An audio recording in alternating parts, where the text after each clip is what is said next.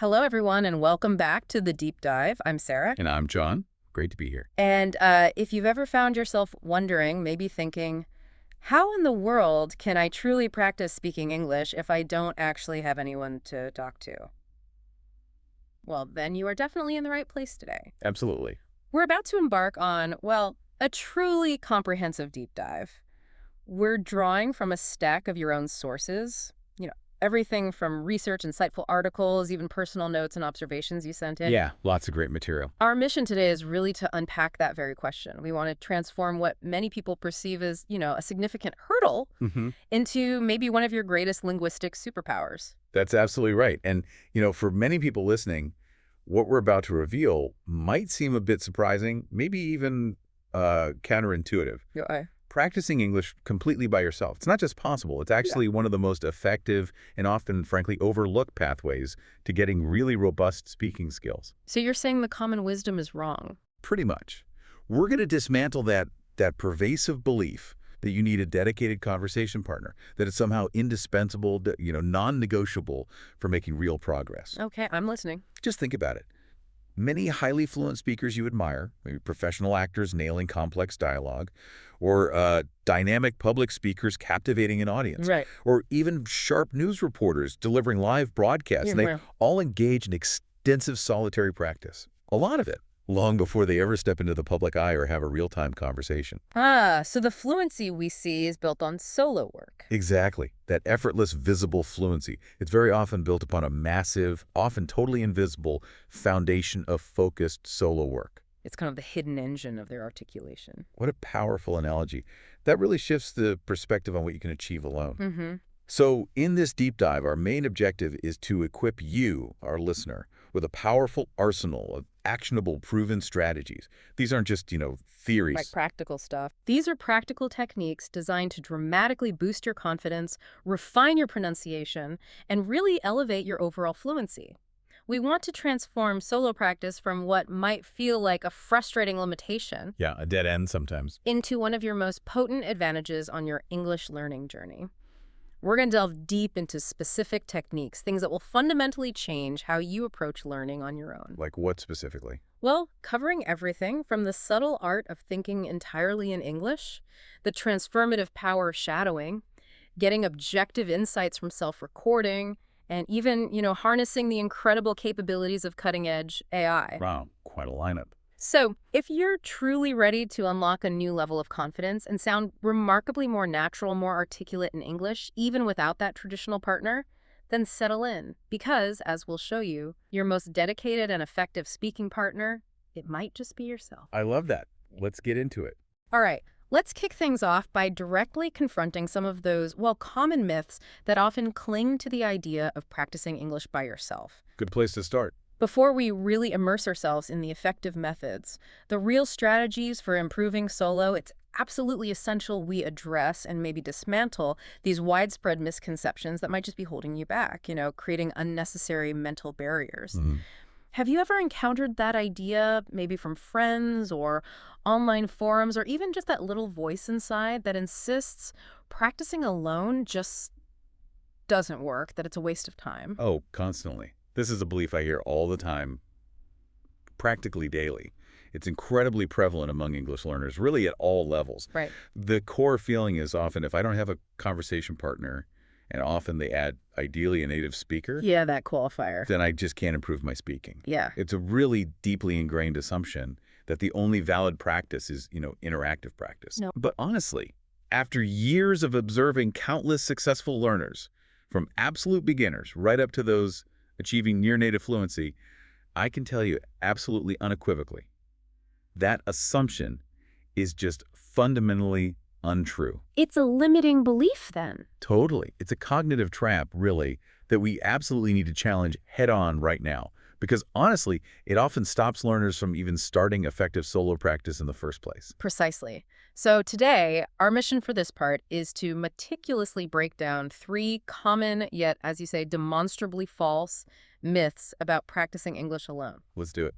By the time we finish this discussion, you, the listener, should not only understand why these ideas are completely unfounded, but more importantly, maybe see how they might be unnecessarily creating significant psychological and practical barriers on your personal learning journey. Empowering people to get started. Exactly. We want to empower you by showing you just how much is actually possible. So let's tackle the first myth head on.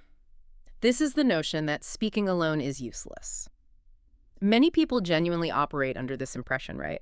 That if their words aren't met with an immediate, real-time response from someone else, Mm-hmm.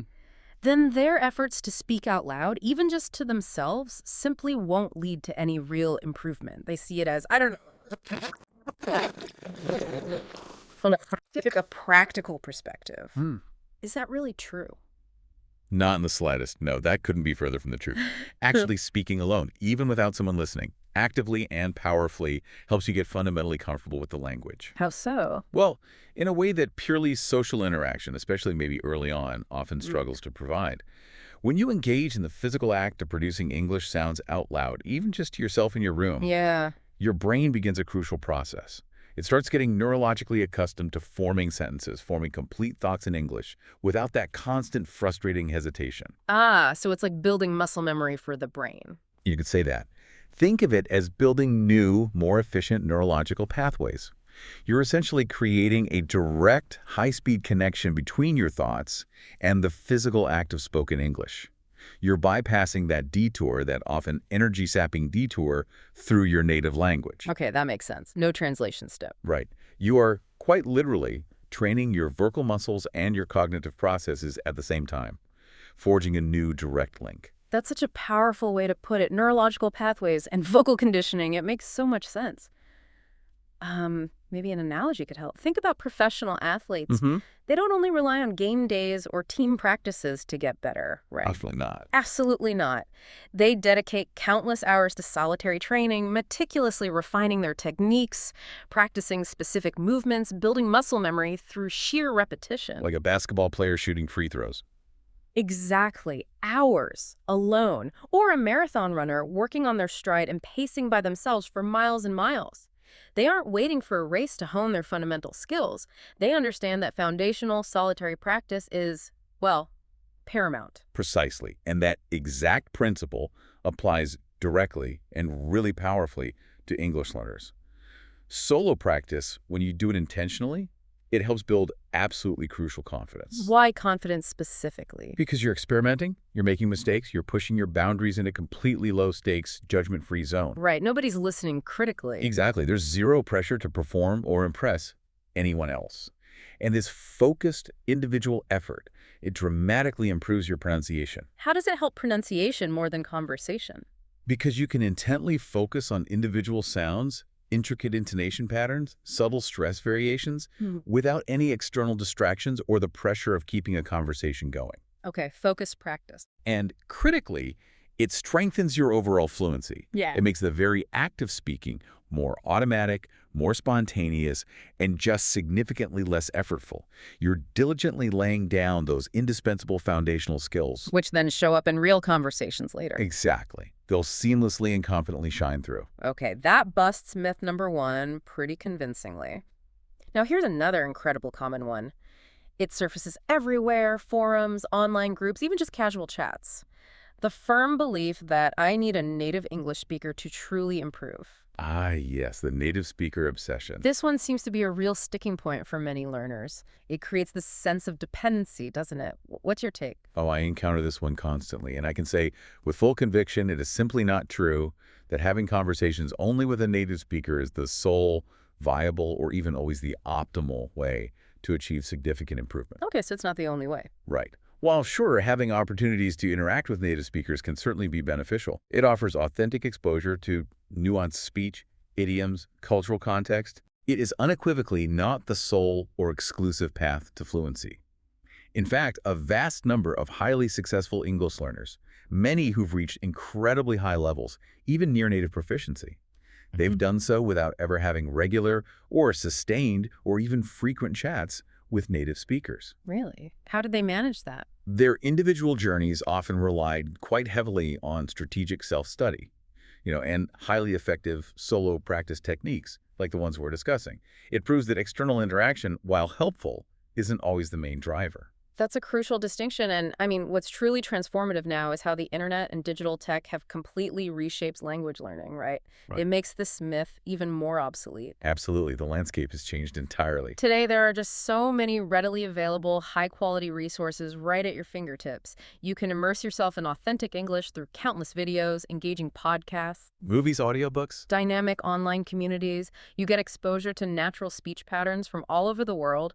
And furthermore, those incredible advances in AI chat tools. Game changers. They allow you to practice speaking and get immediate feedback on native-like pronunciation on demand, anytime, anywhere. It's amazing. You can access an unparalleled wealth of native-level input and practice sophisticated output without ever needing to physically be with a native speaker. The digital world is your classroom now. Precisely. And it's also important for you, the learner, to remember a practical truth. Mm. Many native speakers themselves, well, they don't always use perfect grammar. Huh, true enough.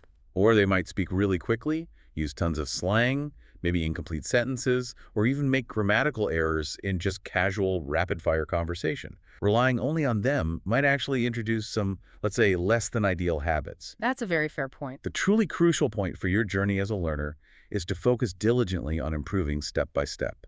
Prioritize clarity, accuracy, consistent fluency development.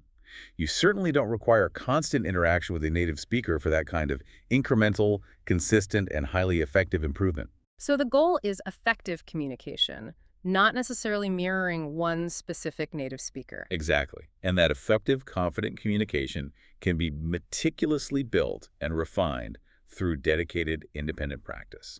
Okay, myth 2 debunked. Let's address the third one. And this one often comes with maybe a slight blush or a nervous giggle. The idea that talking to yourself is weird. Ah, the embarrassment factor. This one often feels the hardest for people to get past because it kind of goes against our social conditioning, right? But honestly speaking for myself, I talk to myself all the time. Me too, all the time. Whether I'm mentally planning my day, processing thoughts, or even rehearsing a tricky conversation in my head. It's like an internal monologue just popping out sometimes. Oh, absolutely. And despite what that little voice of self-consciousness might be whispering in your ear, talking to yourself is truly, no exaggeration, a fantastic, incredibly effective, and utterly normal way to practice English. So it's not weird. Yeah. Not at all. A significant number of learners, they often feel this deep sense of embarrassment or self-consciousness about speaking English alone, especially if they worry someone might, accidentally overhear them. Yeah, the fear of judgment. But let's be brutally honest for a moment. If you don't actively practice producing the language vocally, how can you genuinely expect to improve? Good question. Language acquisition is fundamentally a skill of doing, of active production, not just passive knowing or understanding. If you're not vocally engaging producing the language, you're simply not fully activating the parts of your brain and your vocal apparatus that are absolutely necessary for developing fluent, automatic speech. You need to physically articulate. Exactly. And just to reiterate, it is not weird at all. In fact, it's a perfectly normal, highly beneficial, widely recognized part of the language acquisition process. Countless language learners across the globe, from beginners right up to seasoned polyglots, they consciously integrate this technique into their routines. And what's more, think about those professional speakers again. Right, the ones on stage. People delivering impactful TED Talks or flawlessly hosting major TV events. Do you think they just wing it? Yeah, well, Absolutely not. They meticulously rehearse their speeches alone, out loud, probably numerous times before they ever step into the public spotlight.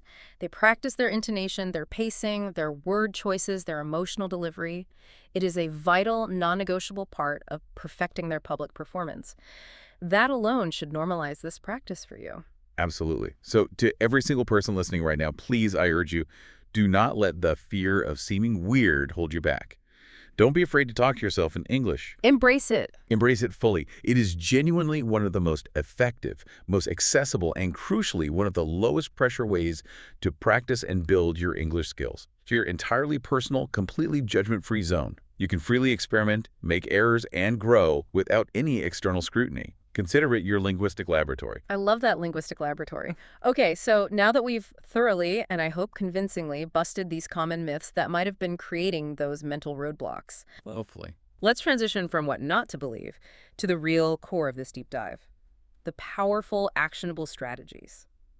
These are the proven techniques you can meticulously integrate into your routine to significantly improve your English speaking skills all by yourself, starting right now.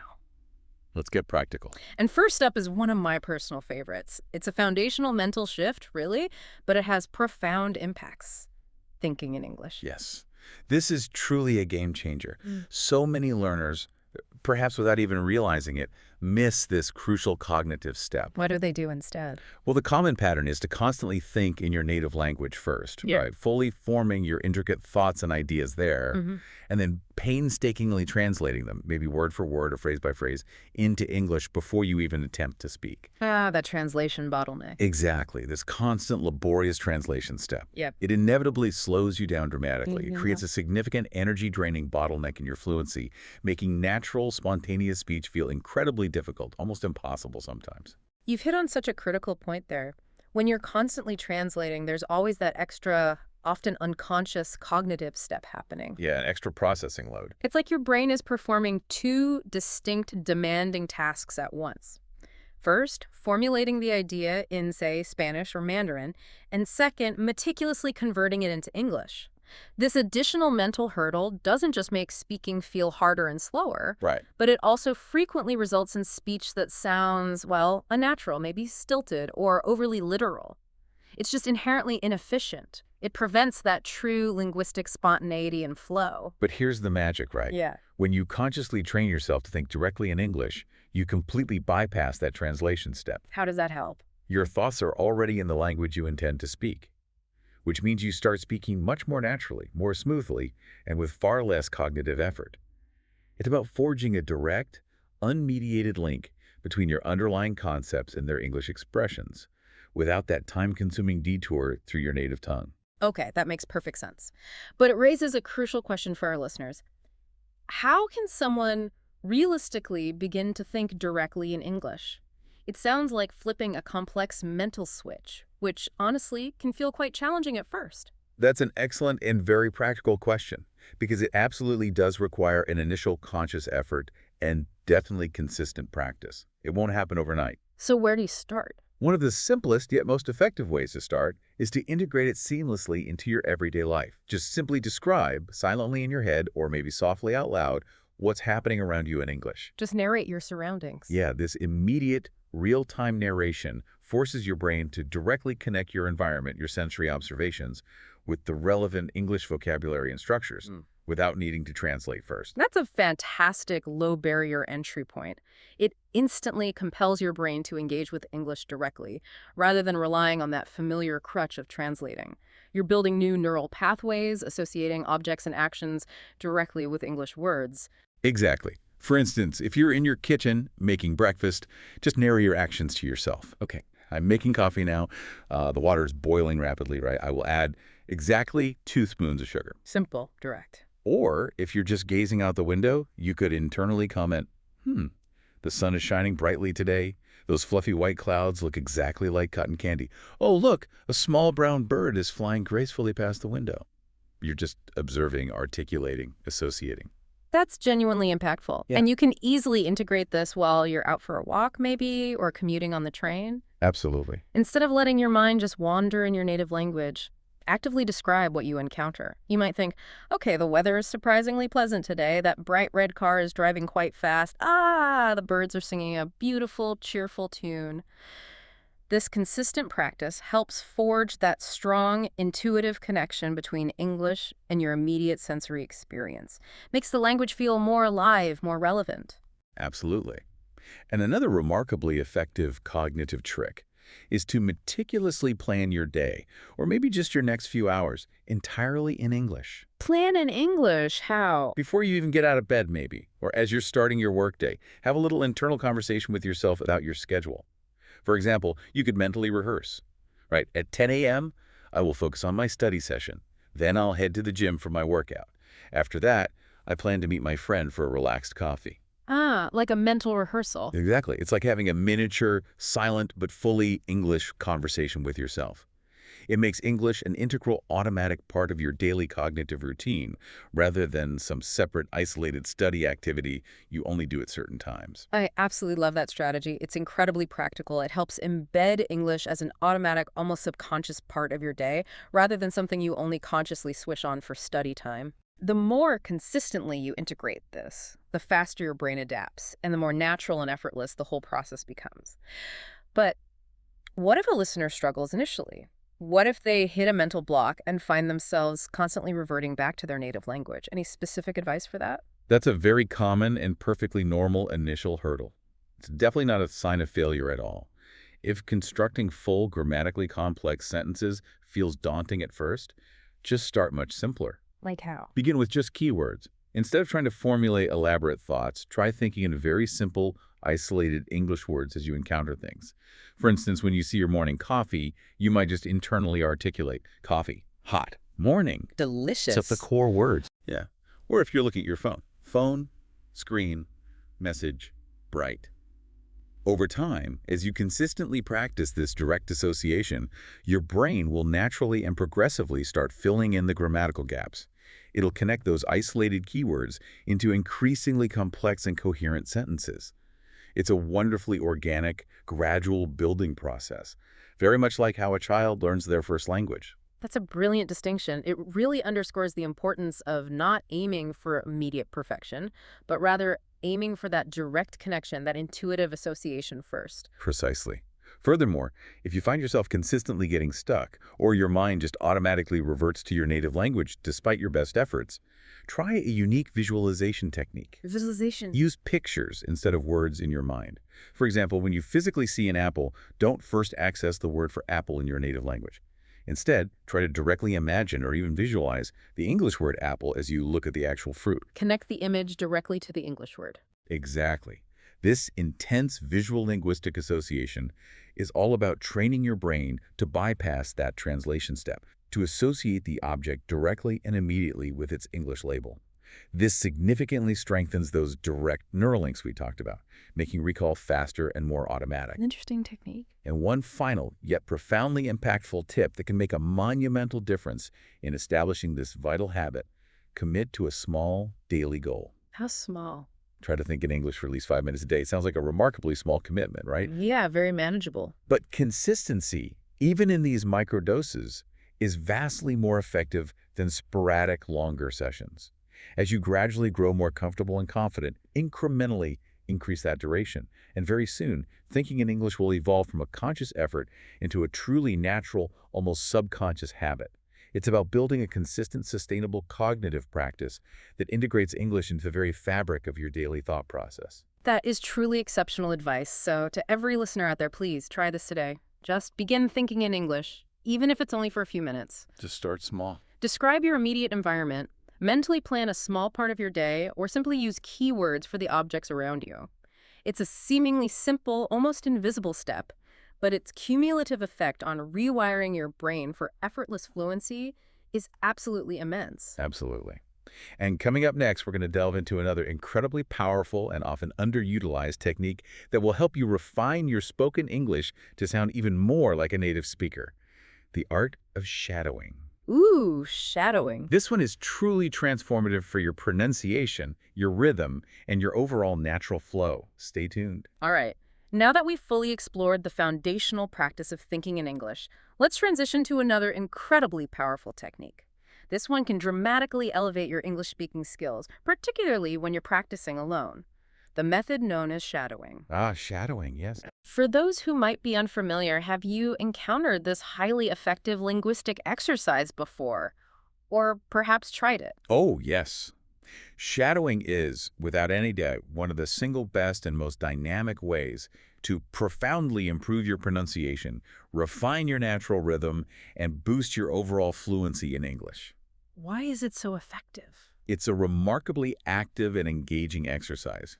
It's kind of akin to simultaneously training both your mouth and your brain, forcing them to work in perfect synchronicity with authentic native speech patterns. It's a truly holistic vocal workout. Exactly. And for those listeners who might be hearing this term for the first time, Shadowing essentially means actively listening to a native speaker Hmm. and then immediately repeating what they say, almost like a literal shadow closely following them. The crucial distinction here, though, is you're not waiting for them to finish their sentence. No pausing. You are speaking along with them, ideally just a word or two behind, trying to match their every nuance. That's the precise key. The effectiveness really stems from the fact that you absolutely do not pause or stop or overthink or analyze the words. Just copy. Your primary directive is just to copy the speaker as closely and accurately as physically possible. And this includes mimicking not only their exact words, but also their intricate intonation patterns, The ups and downs. their precise stress patterns on syllables and words, their natural speed, and even the subtle emotions or attitudes conveyed in their voice. It's an exercise in deep, almost unconscious imitation. You're training your vocal apparatus to reproduce native speech automatically. So, given its complexity, its nuanced nature, how can someone effectively begin to integrate shadowing into their solo practice routine? What's the very first, most practical step to get started with this? That's an excellent starting point. Step one is critically important: choosing the right audio material. What kind of material? You need to select something that features clear, natural speech, and ideally something you find genuinely interesting and engaging, so you stick with it. Good, accessible options often include segments from a podcast episode, maybe where the speakers articulate clearly. Like this one, hopefully. Hopefully. Or a YouTube video featuring a straightforward interview or a well-delivered lecture. Even a short scene from a movie or TV show, provided the dialogue is distinct and not overly fast or mumbled. What should beginners avoid? At the beginning, it's definitely best to avoid anything with very rapid speech, complex accents you're not used to, or heavy background noise. Keep it simple and clear initially. Yes, and to avoid getting overwhelmed, it's always best to start short, right?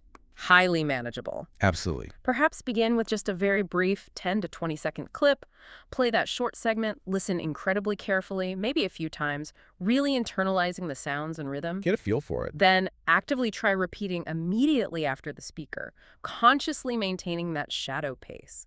The initial goal isn't necessarily getting every single word absolutely perfect. No, not at all. The primary focus is more on flowing with the speaker, matching their rhythm and intonation. That's absolutely pivotal. You truly do not need to understand every single word perfectly during your initial attempts. The foundational goal of shadowing is to meticulously copy the pronunciation, the natural speed, and the precise tone as closely as you possibly can. So it's more about the sound than the meaning at first. Exactly. It's far more about the physical motor act of producing the sounds and mimicking the speech patterns than it is about deep semantic comprehension at this stage. The understanding that will naturally deepen over time as you become more comfortable. But the initial vital focus is on the biomechanics of speaking. Got it. Any pro tips for making it work even better? Yes. Here's a highly effective pro tip that countless learners find incredibly beneficial. For your first few attempts, or maybe if you're struggling with a particularly tricky segment, try practicing with subtitles turned on. Use the text as a guide. Right. This lets you visually track the words while you're simultaneously mimicking the sounds. It helps forge a strong connection between the written form and the spoken form. Then, once you feel a degree of comfort, maybe mastery with that specific segment, try practicing without the subtitles. This intentional removal forces you to rely purely on the auditory cues, the sounds, the rhythm, the intonation. And that significantly strengthens both your listening comprehension and your speaking production at the same time. Okay, subtitles on, then subtitles off. Makes sense. Now, you touched on this earlier, but could you maybe elaborate more deeply on why shadowing is such an incredibly effective technique? What exactly is happening in our brains and our mouths when we consistently do this? What makes it so transformative? Well, it works because it fundamentally forces you into a state of real-time language production. Not just passive listening. Exactly. When you shadow, you're not merely passively memorizing isolated words from a list or, abstractly conjugating verbs in your head or consciously applying grammar rules. Instead, you are actively training your brain and your entire vocal apparatus to process and produce the language exactly as a native speaker would under real-world conditions. That speeds things up. It rapidly creates a direct, spontaneous, intuitive link between the auditory input you receive and the spoken output you produce. This direct connection drastically reduces the processing time, making your speech much more fluid. That's a profound insight. It also delivers, presumably, a dramatic improvement in pronunciation. Hugely, because you are directly mimicking authentic natural speech in context. You become intimately accustomed to the subtle nuances that are often completely absent or just minimally covered in traditional textbooks. Like what kind of nuances? Critical elements, like how native speakers seamlessly link words together, saying gonna instead of going to. Right, connected speech. How certain sounds are naturally reduced or softened in connected speech. And crucially, how to instinctively use the correct rhythm and stress patterns within sentences. These are absolutely vital for sounding natural. It's a truly holistic and organic approach to perfecting pronunciation, going way beyond just individual sounds. Yes, the whole process is remarkably analogous to learning to sing a song. How so? When you listen to a favorite song multiple times, over and over, right, and then you begin to sing along, eventually the lyrics, the intricate melody, the underlying rhythm, they become deeply ingrained, automatic. Yeah, you don't even think about it. Exactly. You no longer have to consciously think about each individual note or every single word. It just flows. The exact same neurological and physiological process occurs with English through consistent shadowing. Through diligent repetition, those natural, authentic speech patterns become deeply ingrained in your mind and muscle memory. They become automatic for you, allowing for spontaneous, effortless output. That analogy resonates perfectly, makes complete sense. But like any powerful technique, I imagine there can be common pitfalls or missteps learners often encounter when trying shadowing for the first time. Oh, for sure. What are some of these common mistakes we should advise our listeners to actively avoid? Okay, one very common and immediate mistake is choosing audio material that is far too fast, especially when you are just starting your shadowing journey. Too ambitious. Yeah.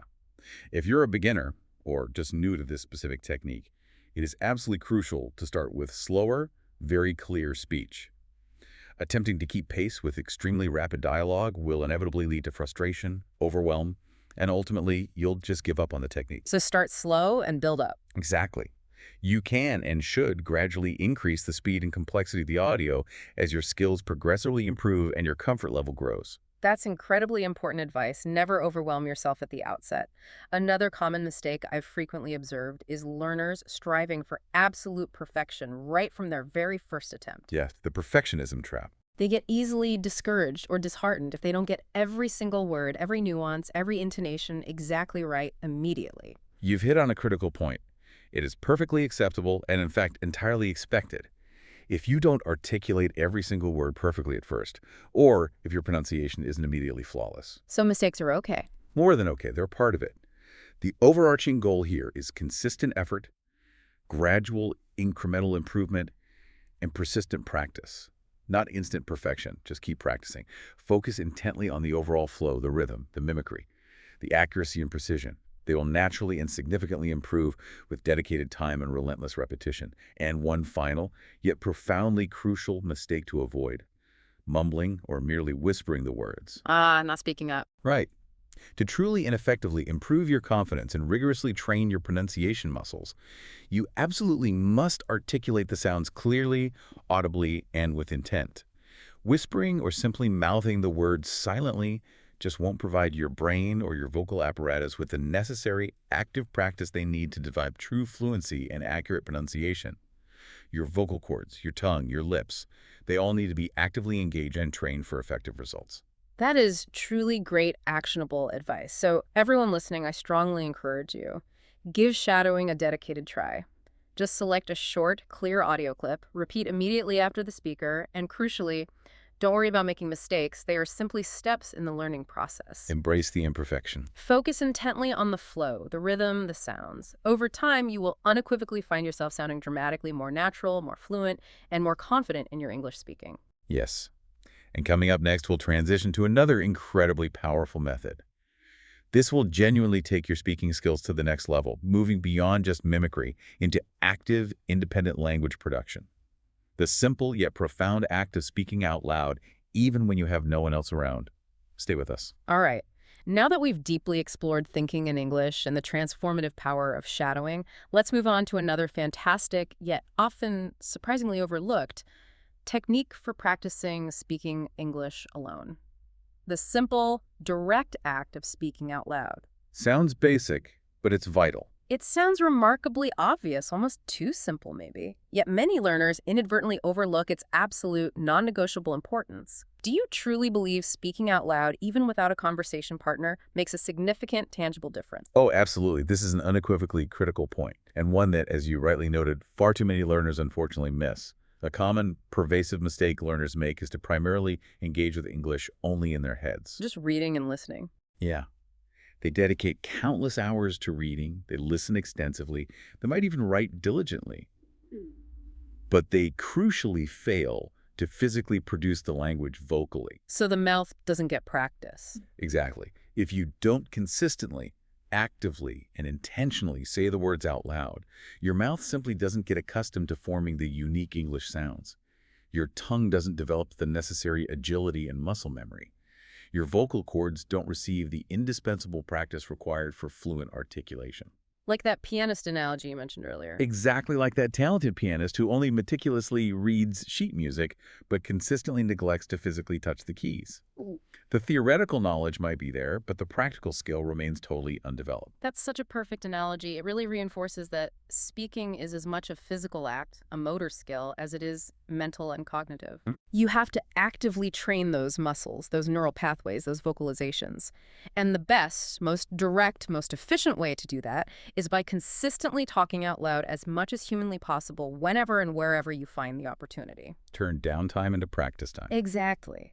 So to help our listeners put this into immediate practice, we're going to outline 3 simple yet incredibly effective ways you can integrate speaking out loud into your daily solo routine. Okay, what are they? Describing things around you, telling stories, and engaging in role-playing scenarios. Great. Practical methods. All right, let's start with the first method. Simply describing things around you. This technique is wonderfully accessible. Requires no special equipment, no elaborate setup. How exactly does this powerful yet simple practice work in a practical sense? It's super straightforward and incredibly adaptable. You can genuinely do it anywhere at any time. Just consciously look around you wherever you are right now and articulate either silently in your head or softly out loud a detailed description of whatever you observe. Just narrate what you see. Yeah. For example, if you're currently in your room, you might articulate, okay, there is a sturdy wooden desk directly in front of me. My laptop is open, displaying a busy screen, and my mobile phone rests silently next to it. The window reveals a cloudy, somewhat overcast sky, and several well-organized books are neatly stacked on the shelf to my left. You're effectively providing a running, real-time commentary on your immediate environment, systematically forcing yourself to articulate your observations in coherent, accurate English. That's a brilliant, tangible example, and you truly can apply this technique anywhere, can't you? Anywhere at all. Imagine yourself on a bustling bus, maybe sitting in a cozy cafe, patiently waiting in line at the grocery store, or even immersed in cooking a meal. Just describe what you're actively doing, what you see unfolding, or what's happening around you entirely in English. Like a cooking show narrator. Exactly. If you're preparing dinner, you might narrate, okay, I am meticulously chopping the onions now. The pan on the stove is getting incredibly hot. Right. I will add a splash of olive oil now, ensuring it coats the bottom evenly. This approach seamlessly integrates English practice directly into the very fabric of your daily life. Makes it feel less like a chore, more like an organic part of your existence. Precisely. The more consistently and consciously you engage in this descriptive practice, articulating your surroundings, narrating your actions, voicing your observations, the more intrinsically natural English becomes in your daily cognitive and verbal life. It stops being a subject. Exactly. It transforms from a separate academic exercise, confined to textbooks or specific study hours, into an intuitive living tool for deeply understanding and confidently interacting with your immediate world. It bridges that gap between passive knowledge and active application. Okay, describing is clear. Now, the second highly effective technique for speaking out loud, telling stories. This sounds like an incredibly powerful method for building narrative fluency, developing a cohesive flow. Why is storytelling so remarkably effective for language learners? Because storytelling fundamentally helps you practice speaking in complete, grammatically complex, and logically connected sentences. That represents a significant advancement from merely describing isolated objects. It forces structure.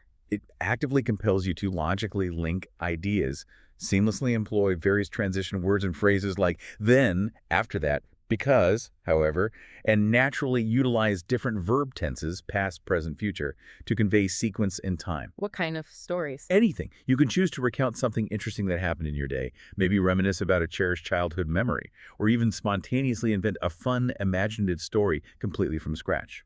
The subject matter is entirely yours to decide. Complete creative freedom. That's absolutely right. And here's arguably the best part about doing this alone. There is absolutely no pressure whatsoever. Since you are your only audience, you have complete freedom. You can take your time. You can pause reflectively when you need to search for just the right word. No awkward silences? You can self-correct without any embarrassment and improve at your own comfortable pace without feeling rushed or judged or self-conscious. This incredibly low-stress private environment is unequivocally ideal for building profound confidence and fostering genuine fluency in a relaxed, exploratory manner. Exactly. And if you find yourself maybe uncertain about how to start a story, or you're experiencing a bit of a mental block, Yeah, the blank page fear. just use clear, straightforward structures as prompts to get yourself going. You could easily begin with phrases like, okay, yesterday I went to, or one day I saw, or maybe last week something truly interesting happened, Mm-hmm. and then just keep speaking. Allow the story to naturally unfold as you articulate it. The very act of vocalizing your thoughts often acts as a powerful catalyst, helping to spontaneously generate more ideas and expand your narrative. Okay, makes sense. Just start talking. And finally, let's explore the third highly engaging method, role-playing. This sounds like an incredibly fun and practical way to prepare for real-world interactions. Have you ever personally pretended to have a full, dynamic conversation by yourself, adopting different roles or personas? Oh, yes, countless times. And I can tell you from personal experience, while yeah, it might initially feel a little funny or perhaps even slightly silly, A bit awkward. it genuinely and remarkably helps to improve both your fluency and your conversational confidence. Because you are actively practicing, reacting, responding, anticipating different turns of phrase within a simulated conversational context. You're mentally rehearsing how you would formulate and express various ideas and responses, effectively building a muscle memory for dialogue. Absolutely. You can simulate an astonishing variety of practical real-world scenarios, like imagine yourself ordering food at a busy restaurant. Classic one.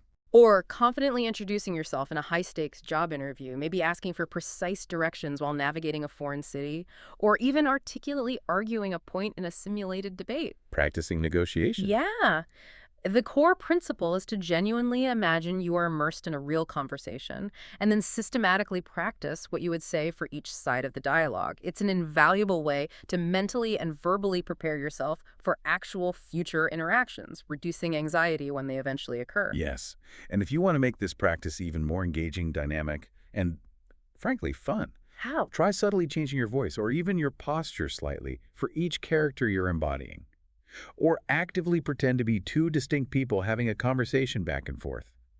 This playful element can significantly reduce self-consciousness, make the practice session far more memorable, and genuinely enjoyable. It transforms a potential chore into a creative exploration. That's a brilliant tip. It definitely keeps the practice interesting and incredibly engaging, almost like a fascinating mental exercise in improvisation and adaptability. So, to everyone listening, I strongly encourage you, start speaking out loud today. Just try it. Describe what you see, tell stories about your experiences or make them up, and actively role-play conversations. Yeah. These simple, highly adaptable exercises, when done consistently, will profoundly help you become dramatically more confident and effortlessly fluent in English, all from the comfort and privacy of your own space. Yes. And coming up next, we'll dive into another powerful method that leverages the incredible technological advancements available today, using AI and specialized language apps to dramatically enhance your speaking practice. The tech angle. Stay with us because this truly is a game changer for solo learners. All right, now let's turn our attention to something truly modern, incredibly exciting, and frankly, utterly revolutionary in the realm of language learning. Leveraging the immense power of artificial intelligence and specialized language apps to supercharge your English speaking practice. The future is now. These sophisticated tools are fundamentally revolutionizing what's genuinely possible for the solo learner. They're opening up entirely new dimensions of accessible, personalized practice. Yes, and they are not just helpful. They are, in my opinion, truly indispensable for many learners today. There's an astonishing array of AI-powered apps readily available now that allow you to engage in real-time speaking practice with virtually instant, incredibly precise feedback. Instant feedback is key. It's nothing short of revolutionary because it means you no longer require a human partner to receive immediate correction, nuanced guidance, and actionable insights. You can simply initiate a conversation with an AI assistant, and it will respond intelligently, understand your input, and then provide incredibly valuable targeted feedback. That's absolutely spot on. Applications like ChatGPT, Elsa Speak, or maybe Speak English with AI, among a rapidly growing multitude of others. So many options now. They're designed to simulate remarkably realistic, dynamic conversations. They're meticulously engineered to help you with everything from precise phone-level pronunciation Getting those tricky sounds right. to improving your complex sentence structure, expanding your vocabulary naturally within context, and significantly boosting your overall fluency. They provide a truly dynamic, interactive, and endlessly patient learning environment. The AI adjusts to your pace, your proficiency. And another truly significant advantage of these cutting-edge tools. Many apps provide incredibly specific, granular feedback on your pronunciation. How specific. They can pinpoint with astonishing accuracy exactly where you might be mispronouncing a particular word or even a specific sound within a word. And then they often suggest clear, actionable, and better ways to articulate it. Like a pronunciation coach. It's genuinely like having a personal, highly attentive tutor available to you anytime you need it, 24/7, without the prohibitive cost or the logistical constraints of scheduling. This immediate targeted correction is just unparalleled for solo learners. That's an incredibly powerful advantage, especially for consistent, self-directed practice. So, for our listeners eager to jump in, what's the absolute best way to strategically integrate these innovative AI apps into their daily speaking practice? How can they truly maximize the benefits? That's a crucial question for effective integration. First and foremost, set a clear, achievable, and sustainable goal for yourself. Like thinking in English, start small. Exactly. Perhaps aim for just 10 minutes of dedicated speaking practice per day using an app. Remember, consistency, even in small, manageable increments, is infinitely more effective for long-term progress than sporadic, lengthy, but infrequent sessions. So just talk to the app for 10 minutes. Use the app to have a natural conversation, respond to its prompts, or even repeat full sentences out loud as it dictates. Just get talking. That's a remarkably smart and practical approach.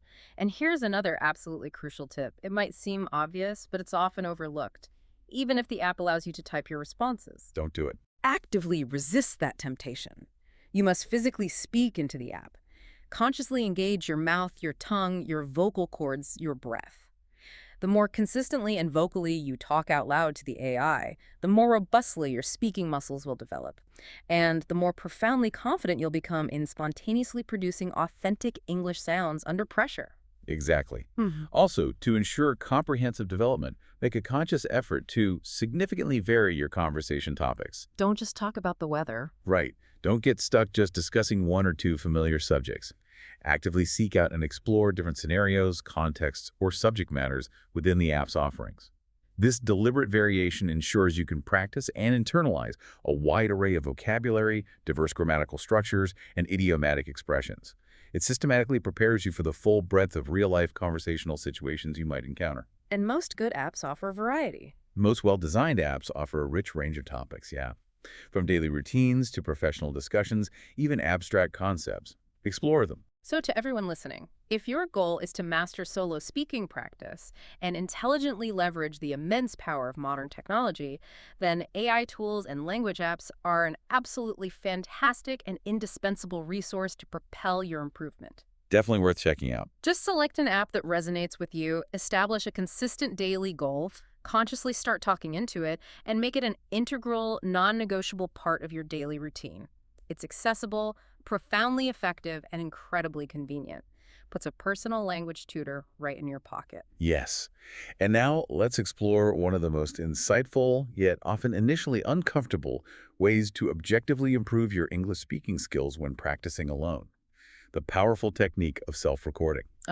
Recording yourself. And then actively, critically listening to yourself for invaluable feedback. That's right, self-recording. Many people might initially recoil from the idea, maybe find it a bit awkward, but as you said, it's an incredibly powerful technique for independent improvement. From your experience, why is this so useful? What distinct advantages does it offer that maybe other methods miss? Oh, absolutely. It is quite literally indispensable for serious learners. The profound truth is that many learners simply don't truly realize how they actually sound when they speak English. You don't hear yourself accurately in the moment. Rarely. They might harbor unconscious habits, pronunciation quirks, or grammatical errors that are completely imperceptible to them while speaking. But when you meticulously record yourself and then, crucially, critically listen back with an objective ear, you gain an utterly invaluable, unbiased perspective. What can you notice?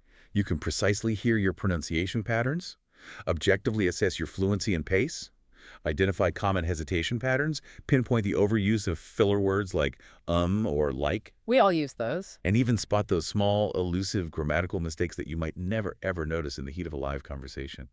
It's like having a perfectly clear, unblinking mirror for your voice, reflecting back every single detail. That's an incredibly apt analogy, a mirror for your voice. It might indeed feel strange, maybe even a little uncomfortable or vulnerable at first, hearing your own voice played back, perhaps mercilessly highlighting areas you're self-conscious about. It can be jarring initially. But it's precisely this honest, objective, and unflinching feedback that renders it such a profoundly powerful tool for improvement. When you intentionally listen to yourself, you can very clearly and specifically notice those particular areas that are crying out for improvement, and then strategically and efficiently work on them. Targeted practice. It completely takes the frustrating guesswork out of your solo practice, replacing it with targeted, data-driven effort. Exactly. So, for someone who's ready to bravely try this, how should they practically start with this method? What's the structured process for effective self-recording and analysis to really maximize its benefits? Okay, it's actually quite straightforward to implement once you commit. First, you need to select a specific topic to speak about. What kind of topic? It can be anything at all. Something you're passionate about, something you just learned. Describe your daily routine in detail. Recount a vivid dream you had. Express your opinions about your favorite movie or a compelling book. Explain a complex hobby, or simply read aloud from an engaging article or a chapter from a novel. The key is to have something concrete and engaging to talk about. It provides structure to your spoken output, yes. Then, use any readily available recording device. Your smartphone, for instance, almost certainly have a built-in voice recorder app, or you can download one easily. Just use your phone. Simple as that. Hit the record button and start speaking. The critical aspect here is to try to speak as naturally and spontaneously as possible, as if you're genuinely having an unscripted conversation with a real person, rather than stiffly reading from a prepared script. Why is natural speech important here? The ultimate goal is to capture your most natural, unedited speaking patterns. That includes any pauses, hesitations, or filler words, so you have an authentic baseline to analyze. Exactly. After you've bravely recorded yourself, the most important and transformative step is to listen critically to your recording. This is key. Do not just listen passively like it's background noise. Engage your analytical mind. Ask yourself a series of specific, probing questions. Did I speak clearly? Did I articulate each word distinctly? Did I hesitate too much or rely excessively on filler words like or like? Be honest with yourself. Was my intonation natural and expressive, or did I sound flat, monotonous? Did I pronounce those specific words correctly, especially the ones I know I frequently struggle with? Was my grammar accurate, or did I notice common errors recurring? Be your own most insightful, yet also kind, critic. And here's a truly invaluable tip for achieving advanced improvement and accelerating your progress. Once you've meticulously listened to and analyzed your own recording, try to compare it directly to a native speaker. Compare your recording to a native speaker's. Find audio of a native speaker articulating similar words, phrases, or sentences. Actively listen to how they articulate specific sounds, how they seamlessly link words together in connected speech, and how they utilize rhythm and stress patterns to convey meaning. And then? Then, in your very next recording session, make a conscious, deliberate effort to mimic and match their pronunciation and intonation as closely as you possibly can. This direct side-by-side comparison provides incredibly insightful, actionable feedback that's really hard to get otherwise. So, if your aim is to truly improve your English speaking quickly, efficiently, and with laser-like precision, make the commitment to start recording yourself today. Just give it a try. It's a free, accessible, and profoundly effective way to objectively track your remarkable progress over time and systematically build unwavering confidence in speaking English, even when you're practicing entirely alone. Powerful stuff. Wow, this has been an incredibly rich and comprehensive deep dive today. We've truly covered so many powerful, actionable techniques for mastering English speaking all by yourself. We packed a lot in. Let's do a quick but thorough recap for our listeners.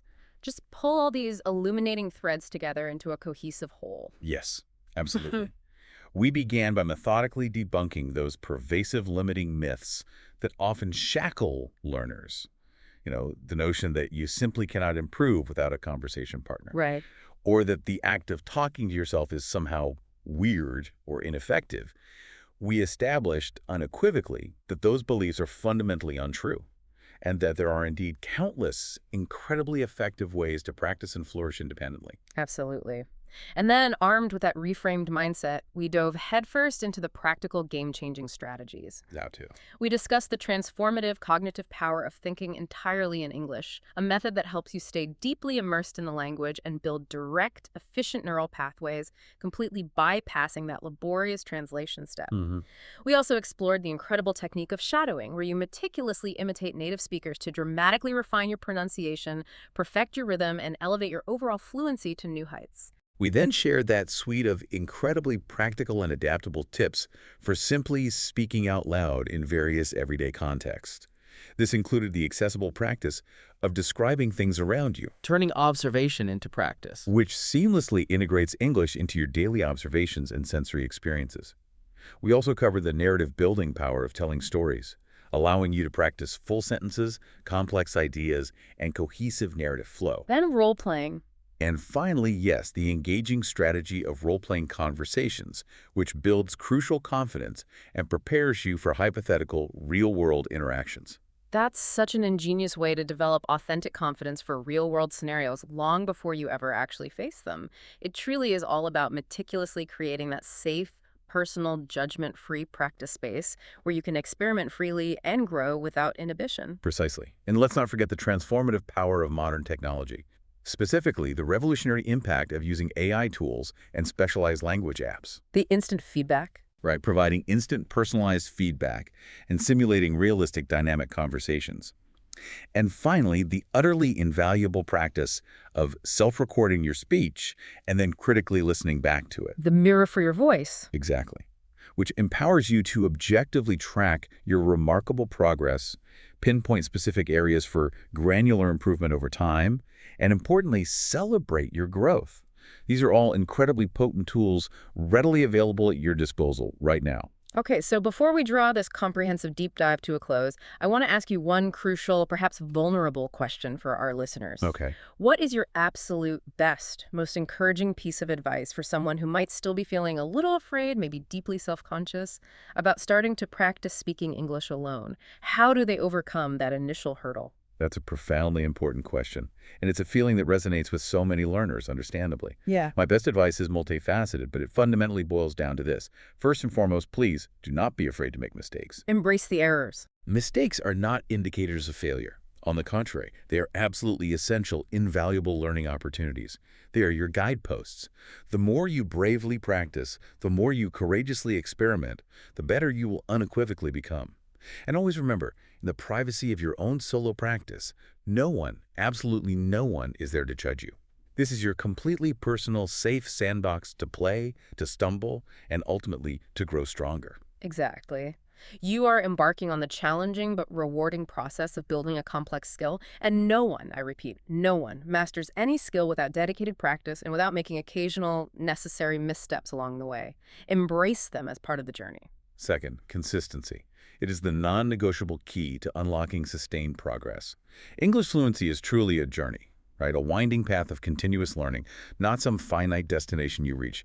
And every single small step, every dedicated minute genuinely counts. Even just 5 minutes. Whether it's just 5 minutes of focused shadowing, or recording yourself for a mere couple of minutes, or spending a few intentional minutes engaging with an AI app, commit to doing something, anything, every single day, or at least almost every day. That consistent cumulative effort meticulously builds momentum, reinforces learning, and leads to profound, lasting progress that you'll definitely begin to notice and celebrate. And perhaps most importantly, allow yourself to genuinely enjoy the process. Make it fun. Learning a language at its core should be an inherently fun, fulfilling, and enriching adventure, not some burdensome chore. Seek out techniques you genuinely enjoy, explore topics you deeply care about, and allow yourself the freedom to play with the language, to experiment playfully. And the mindset. And finally, believe wholeheartedly in yourself. You absolutely possess the inherent capacity, the intelligence, the resilience to learn, to grow, and to achieve remarkable improvement. Speak with conviction, even if initially it's just to yourself. Place unwavering trust in your own remarkable ability to achieve genuine fluency. That is an absolutely perfect, empowering note to end on. To all our incredible listeners, remember this profound truth. You've got this. You really do. The power to unlock your English fluency resides within you. Right now, start practicing today. Speak out loud. Unleash the incredible techniques we've discussed, thinking actively in English, the transformative art of shadowing, vividly describing your world, weaving compelling stories, engaging in dynamic role-playing, and leveraging the immense power of AI and objective self-recording. Don't give up. Imagine, just for a moment, the immense freedom, the profound confidence, and the myriad new opportunities that will undeniably open up for you when you can effortlessly articulate your thoughts, your ideas, your emotions flawlessly in English, all from the comfort and empowering autonomy of your very own solo practice. Now, what's one small, deliberate step you will take today to truly begin to unleash that incredible fluency within you?